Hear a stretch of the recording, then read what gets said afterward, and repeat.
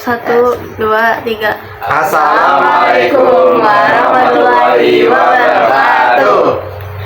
Perkenalkan, kami dari kelompok 5 yang beranggotakan saya, Rahma Nisa Putri, Saya Pina Nadia. Saya Kamsaimna. Saya Komosat Laksana. Saya Syahida Firansyah. Saya Telah Nandi. Di sini kami akan mempresentasikan tentang daur biogeokimia. Ya.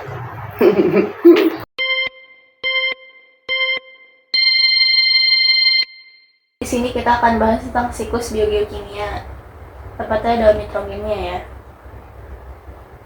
Di sini ada isi PPT kali ini. Yang pertama itu ada pengantar siklus biogeokimia. Habis itu ada apa itu siklus nitrogen. Habis itu fungsi siklus nitrogen sama ada kesimpulan. Tapi nanti sebelum kesimpulan itu bakal ada soal.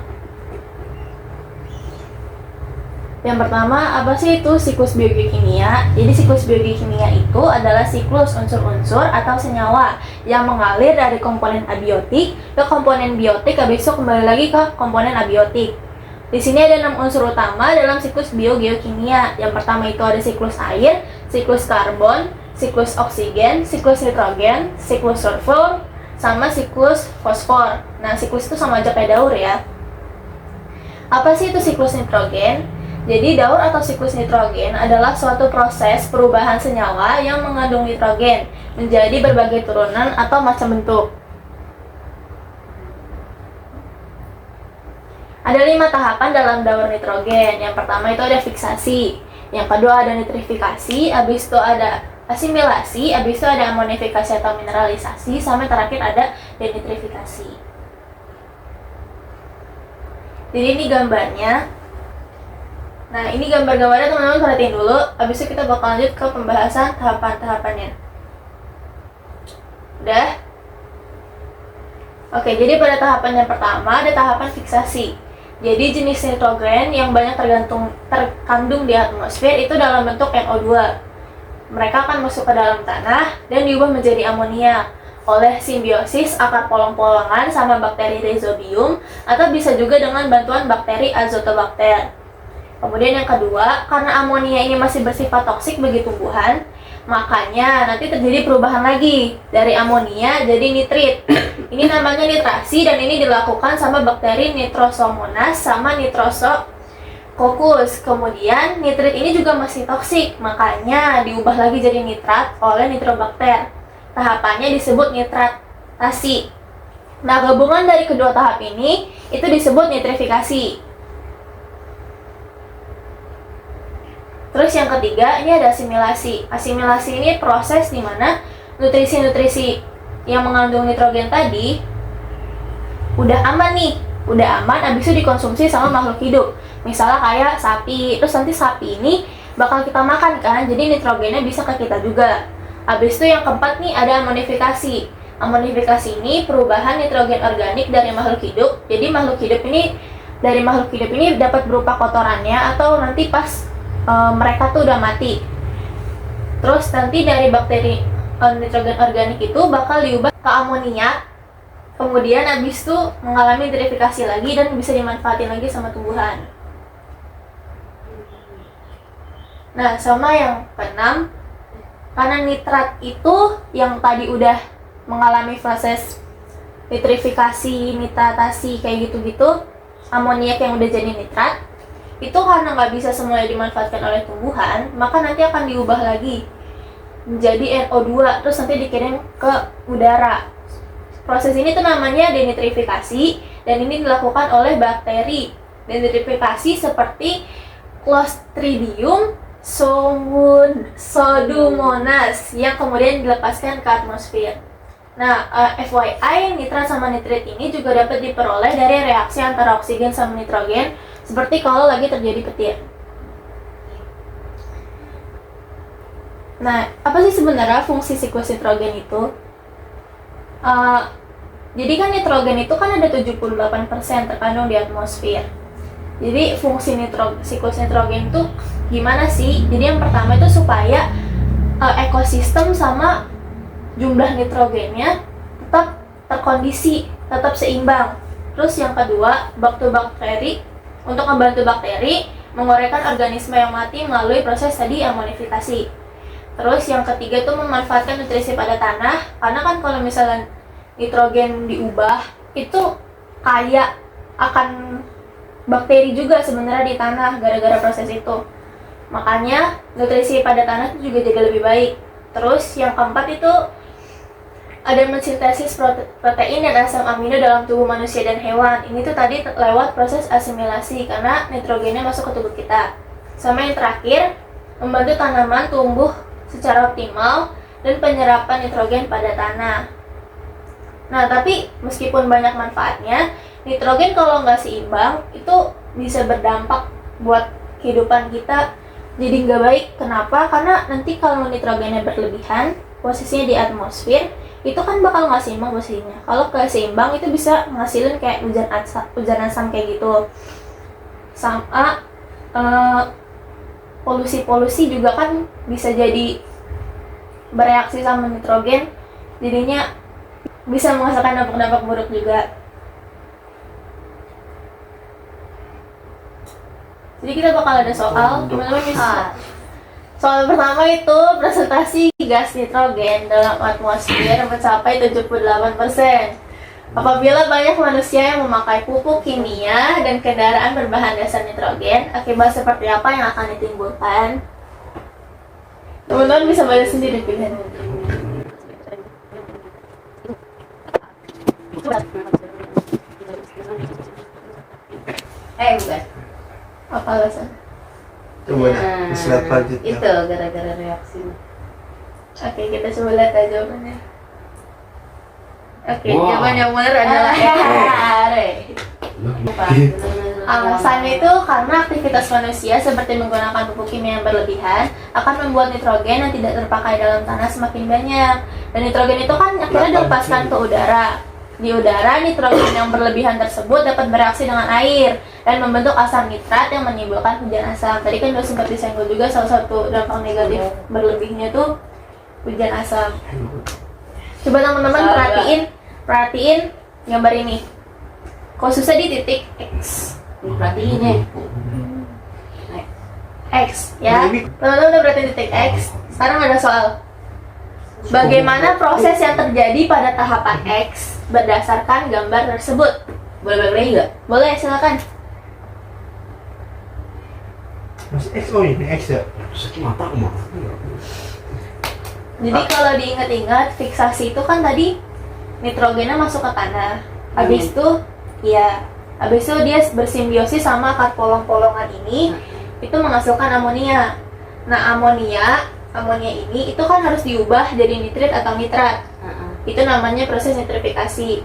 Nah, habis itu dari nitrifikasi itu dia diserap sama tanaman. Dari tanaman dia dimakan. Ini namanya proses asimilasi. Bagian yang terakhir. Nah, habis itu bakterinya baru nanti masuk ke amonifikasi. Proses amonifikasi masuk ke tanah lagi. Habis itu nanti kalau nitratnya masih berlebih, dia akan dibuang lagi ke udara lewat proses denitrifikasi. Nah, menurut kalian kira-kira yang mana? Terus alasannya apa sih?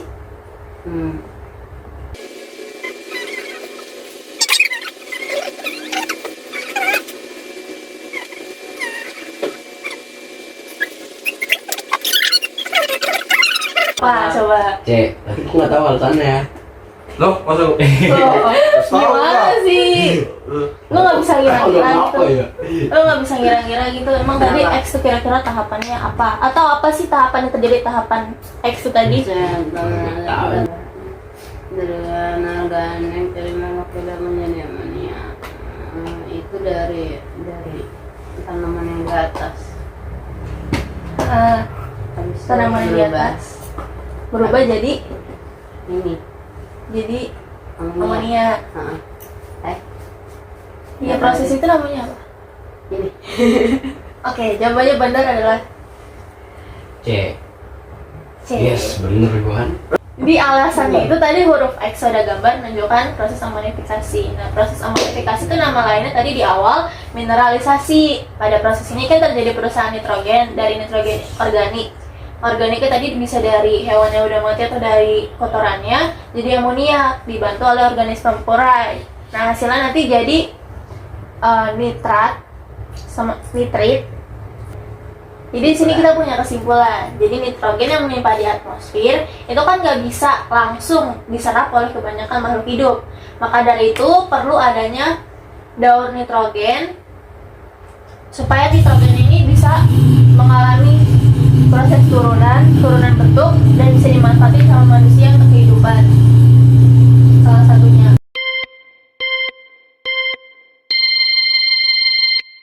Kita mau presentasi daur karbon.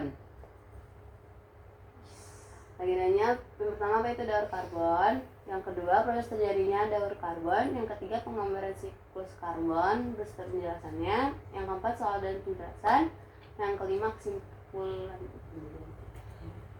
Kelima diganti fungsi. Yang pertama apa itu daur karbon? Daur karbon atau siklus karbon adalah suatu aliran karbon yang melewati semua bagian di dalam sistem planet bumi, baik berupa tumbuhan, hewan, hingga manusia, dan proses terjadi secara alami. Yang kedua, proses terjadinya daur karbon. Yang pertama, siklus karbon dapat bermula dari unsur karbon di udara dalam bentuk karbon dioksida yang diserap oleh tumbuhan. Dalam proses fotosintesis, tumbuhan mengubah karbon dioksida bersama air menjadi karbohidrat glukosa.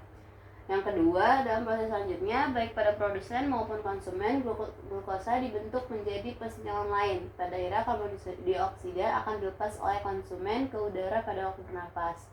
Produsen dan konsumen yang telah mati juga akan diurai oleh bakteri pengurai, sehingga dihasilkan karbon dioksida yang juga dikembalikan ke udara.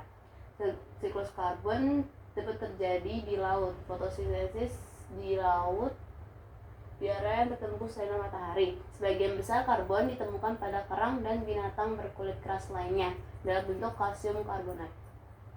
Yang ketiga, melalui waktu yang panjang, beberapa deposit karbon tersebut menjadi bagian dari terumbu karang atau batuan terkapur, sementara yang lainnya menjadi bahan bakar fosil. Yang keempat, bahan bakar fosil digunakan selanjutnya akan melepas karbon kembali ke udara dan siklus pun dimulai lagi. Ini contoh gambarnya. Sini ada penjelasannya. Jadi yang pertama itu tumbuhan kan nyerap fotosintesis nyerap karbon dioksida. Habis itu kalau misalnya tumbuhan habis itu menghasilkan oksigen itu ada yang dilepasin sama ada yang dihirup sama hewan dan manusia. Nah, hewan dan manusia ini melepaskan karbon dioksida lagi setelah menghirup oksigen. Habis itu kalau misalnya di air tumbuhan mati kan pakai Bahannya membusukkan menjadi humus. Pengendapan pada lingkungan berair membentuk gambut menjadi sejenis batu bara. Melewati periode waktu geologis. Habis itu jadi masuk batu baranya jadi diinin aktivitas industri. Sekarang misalnya di laut, kalau dia karbon dioksida, fotosintesisnya pakai fitoplankton ke zooplankton, abis itu ke paus atau semacamnya. Abis itu kalau mati jadi bahan bakar fosil. Abis itu dikelola lagi minyak bumi, masuk ke industri, melepaskan karbon dioksida lagi. Yakin? Yang keempat, fungsi daur karbon. Tadi agendanya yang salah. Daur karbon memiliki fungsi sebagai penyeimbang ketersediaan karbon yang ada di bumi dan mengembalikan karbon yang terjebak di atmosfer ke organisme makhluk hidup. Soal yang pertama, ada gambar siklus karbon berikut. Berdasarkan gambar di samping, fitoplankton, rumput laut, tumbuhan melakukan aktivitas berlabel X dengan bantuan sinar matahari dan menghasilkan oksigen yang dihasilkan dari aktivitas berlabel dari aktivitas berlabel X digunakan oleh hewan untuk melakukan aktivitas berlabel Y. Ketersediaan oksigen dapat dipengaruhi aktivitas pembakaran yang mengakibatkan terjadinya reaksi berlabel Z. Label X itu bisa bertutur adalah Oh iya. Kenapa? Nih kan kalau misalnya tadi proses tanaman, ini kan fitoplankton termasuk tanaman tapi di laut kan, dia Dengan bantuan sinar matahari, kata kuncinya bantuan sinar matahari menghasilkan oksigen, itu kan fotosintesis. Habis itu dia mengalami respirasi pernafasan yang dialami makhluk hidup, manusia sama hewan. Habis itu dari itu, kalau ada proses pembakaran mengakibatkan reaksi kan. Nah, reaksi dari hasil pembakaran itu namanya oksidasi. Ara ya benar. Mantap. Soal nomor 2. Organisme perlu melakukan respirasi. Hal tersebut berkaitan dengan itu ngomong sumpah. Apaan? Masih Organisme perlu melakukan respirasi. Hal tersebut berkaitan dengan materi ya saya apa? Materi apa? oh, Sebenarnya ini nggak perlu alasan tapi ya ada ini. Ini. Iya. Oke, selesai. Sekian dari presentasi Daur Karbon.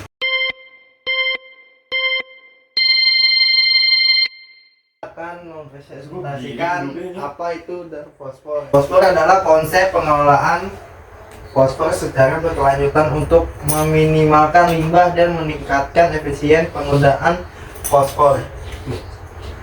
Manfaat daur fosfor yang pertama, pelindungan lingkungan, menurunkan polusi air dan tanah akibat fosfor berlebihan. 2. Kesehatan masyarakat, memastikan pasokan pangan sehat dan aman. 3. Keberlanjutan, mendukung pertanian yang berkelanjutan dan efisien. Ya. Proses fosfor yang pertama, seiring dengan waktu yang terus berjalan, hujan serta terjadinya pelapukan bisa mengakibatkan batuan mengeluarkan ion fosfat serta mineral lainnya yang kemudian fosfat anorganik tersebut dan selanjutnya akan diedarkan di air serta tanah. 2. Kemudian tumbuhan yang ada akan mengambil fosfat anorganik dari tanah. Selanjutnya tumbuhan tersebut bisa diberikan atau hewan apa yang dapat konsumsi.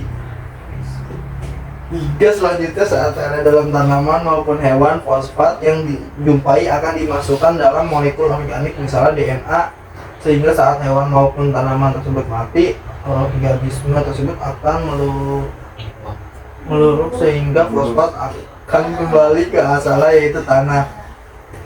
4. Terjadinya mineralisasi, yaitu suatu proses dalam pembentukannya yang mana fosfat tersebut berada di dalam tanah dengan jenis organik seperti fosfat yang sudah digunakan sebagai bentuk organik menjadi fosfat anorganik.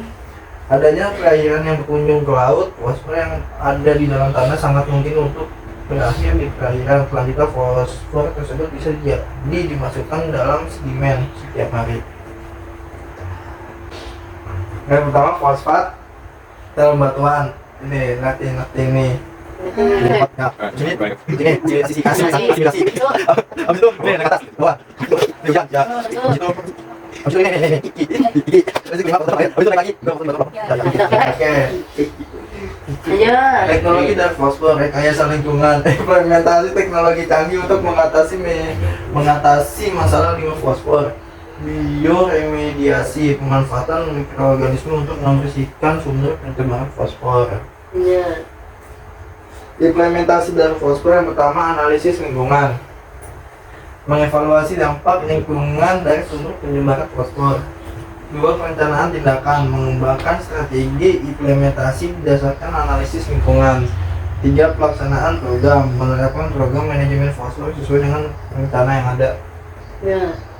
Pertama, proses pemanfaatan fosfor bagi tumbuhan untuk membentuk bagian-bagian penyusun tubuhnya dan energi disebut Apa ya?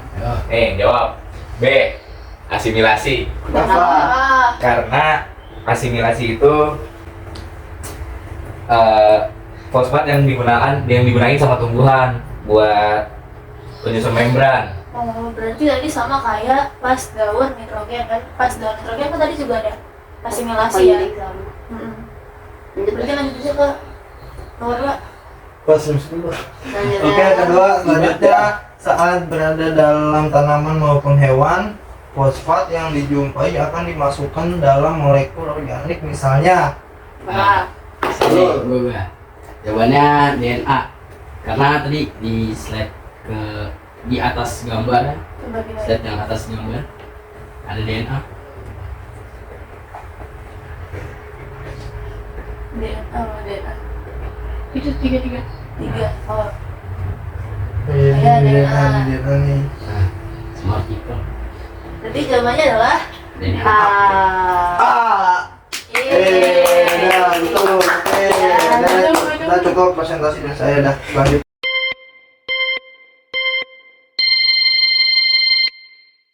Jadi di sini Selanjutnya. Selanjutnya. Sulfur. kita pengen jelasin tentang daur sulfur. Sulfur. Nah, Daur sulfur sulfur adalah sebuah konsep dalam ilmu lingkungan yang mengacu pada proses siklus sulfur di alam.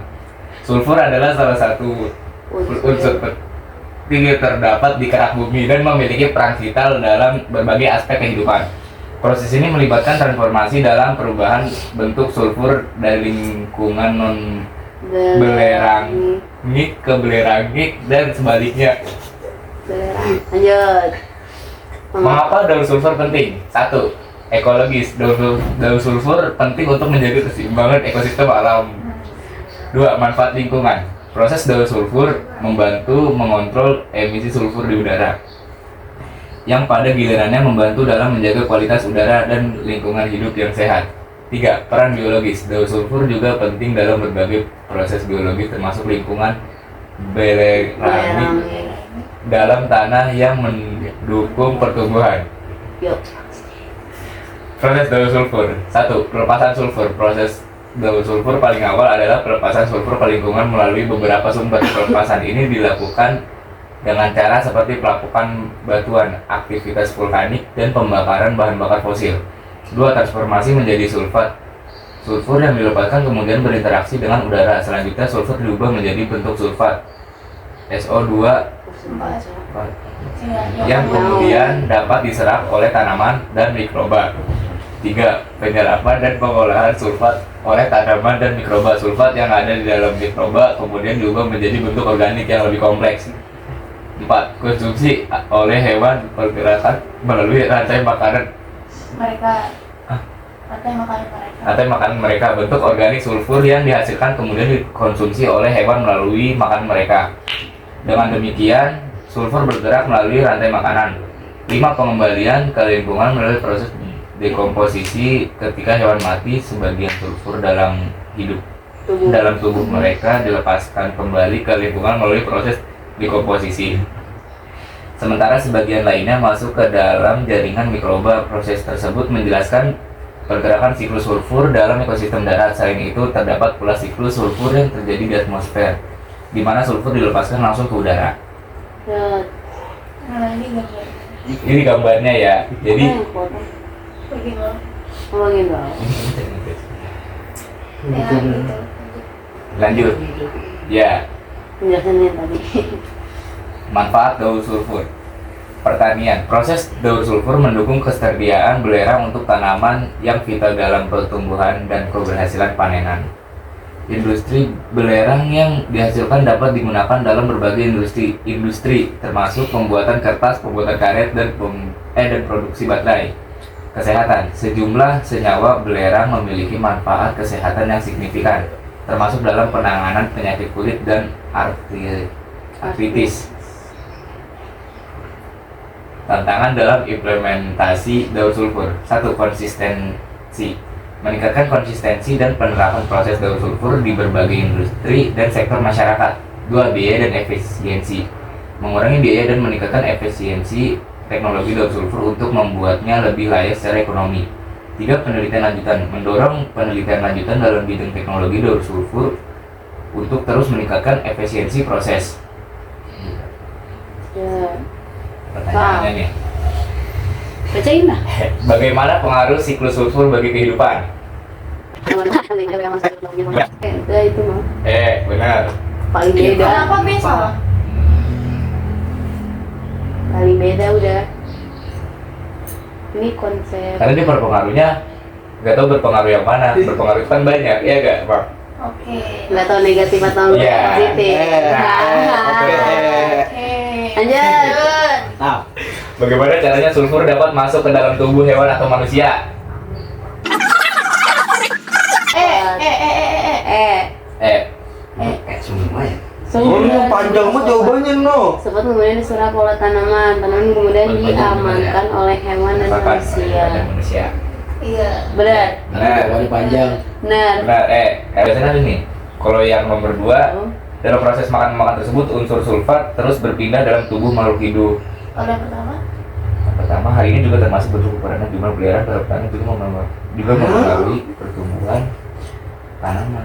Oke, yeay. Oke, Re, sekian dari Sekian nah ini penjelasannya. Sekian dari daur sulfur. sulfur.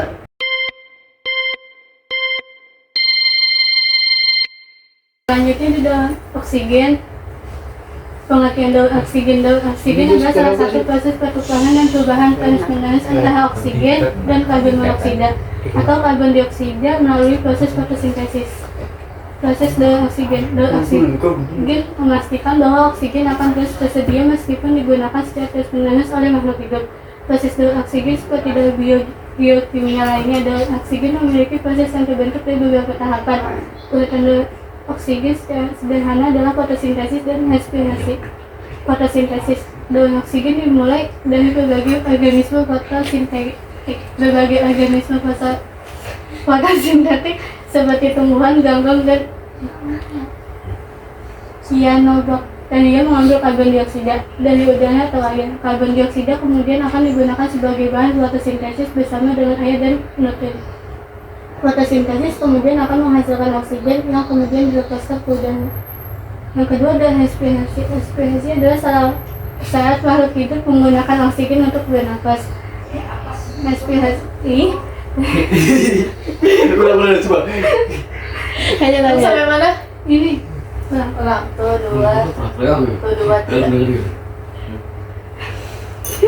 Tuh, 2, 3. Respirasi adalah saat makhluk hidup menggunakan oksigen untuk bernapas. Respirasi yang menggunakan oksigen kemudian akan menghasilkan karbon dioksida yang dilepaskan ke udara. Karbon dioksida tersebut akan kembali diserap oleh organisme fotosintetik dan memulai lagi daur oksigen. Fotosintesis dan respirasi memastikan bahwa oksigen terus digunakan dan dihasilkan dengan siklus oksigen dan penjelasannya. Siklus ini menggambarkan pertukaran dari oksigen antara bentuk gas O2 Iya sama tuh. Ya. yang terdapat dengan jumlah besar dalam atmosfer dan oksigen yang terikat secara kimia dalam CO2, H2O, dan bahan-bahan organik. Siklus ini berkaitan sangat erat dengan siklus unsur lainnya, terutama dengan siklus karbon. Unsur oksigen menjadi yang terikat secara kimia melalui berbagai proses yang menghasilkan energi, terutama pada perubahan dan proses metabolit dalam organisme. Apa yang merupakan hasil utama dari proses fotosintesis? D. Salah. A B C D. C. Apa alasannya? Glukosa. Karena tadi sama soalnya itunya karbon. Karena habis fotosintesis jadi Jadi glukosa. Jadi glukosa. Habis dari glukosa. baru ke Jadi serap tanaman. Apa yang merupakan peran dekomposisi dalam daur oksigen? C. Iya. Enggak bukan. C. Emang bener? Iya. Alasannya? Alasannya apa? Ya tadi aja udah. Benar organik dengan karbon dioksida. Kenapa alasannya? C. Anak. Dari komposisi kan proses penguraian. Proses penguraian materi organiknya karbon dioksida. Sesuai. Jawabnya bingung. Astaga.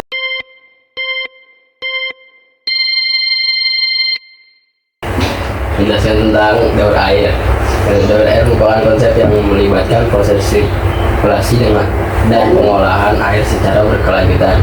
Hal ini meliputi langkah-langkah untuk meminimalkan pemborosan air, meningkatkan efisiensi penggunaan air, dan mengembalikan air yang sudah digunakan ke lingkungan dengan kualitas yang dapat diterima. Konsep ini merujuk pada siklus air alamiah yang perlu dijaga dan dikelola dengan baik oleh manusia agar tetap berkelanjutan. Next slide dah. Mengapa daur air penting? Satu, mempertahankan sumber daya alami. Daur air